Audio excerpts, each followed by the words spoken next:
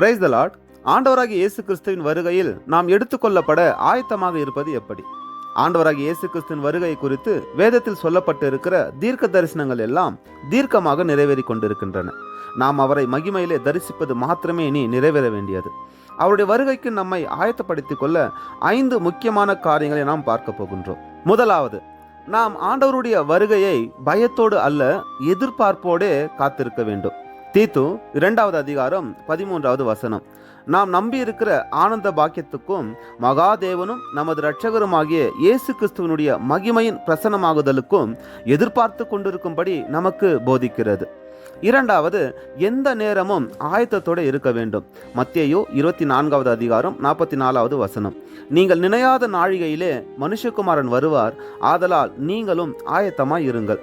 10 கன்னிகைகளில் ஆயத்தமாக இருந்த 5 கன்னிகைகள் தான் சேர்த்து கொள்ளப்பட்டார்கள். மற்ற 5 பேர் கைவிடப்பட்டார்கள். கதவும் அடைக்கப்பட்டது. மூன்றாவது, நற்செய்தியை பிரசங்கிக்க வேண்டும். அதாவது நாம இயேசு கிறிஸ்துவின் மகிமையின் பிரசன்னமாகுதலில் எடுத்துக்கொள்ளப்படுவது போல எல்லா மனுக்குலமும் பங்கு பெற வேண்டும்.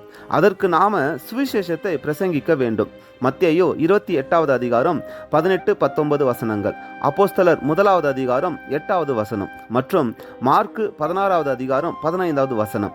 நீங்கள் உலகமெங்கும் போய் சர்வ சிருஷ்டிக்கும் சுவிசேஷத்தை பிரசங்கியுங்கள். நான்காவது, அநித்தியமானதை அல்ல, நித்தியமானதை நாம் நோக்கி இருக்க வேண்டும். நம்முடைய நோக்கம், ஏக்கம், எண்ணம் எல்லாம் தேவனை நோக்கி இருக்க வேண்டும். லூக்கா 21வது அதிகாரம் 34வது வசனம். உங்கள் இருதயங்கள் பெருந்திண்டியினாலும் வெறியினாலும், அதாவது குடிவெறியினாலும் லௌகீக கவலையினாலும் பாரம் அடையாத படிக்கும், நீங்கள் நினையாத நேரத்தில் அந்த நாள் உங்கள் மேல் வராத படிக்கும் எச்சரிக்கையாயிருங்கள். கடைசியாக 5வது, எச்சரிக்கையாயிருங்கள், விழித்திருங்கள், ஜெபம் பண்ணுங்கள். மார்க்கு 13வது அதிகாரம் 33வது வசனம்.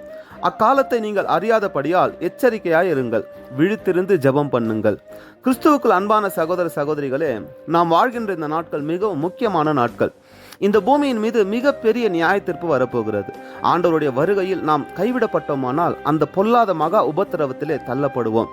நாம் தப்பிக்க ஒரே வழி, லூக்கா 21வது அதிகாரம் 36வது வசனத்தில் கர்த்தராகிய இயேசு கிறிஸ்து சொல்லுகிறார், ஆகையால் இனி சம்பவிக்க போகிற இவைகளுக்கெல்லாம் நீங்கள் தப்பி மனுஷகுமாரனுக்கு முன்பாக நிற்க பாத்திரவான்களாக எண்ணப்படுவதற்கு எப்பொழுதும் ஜெபம் பண்ணி விழித்திருங்கள் என்று.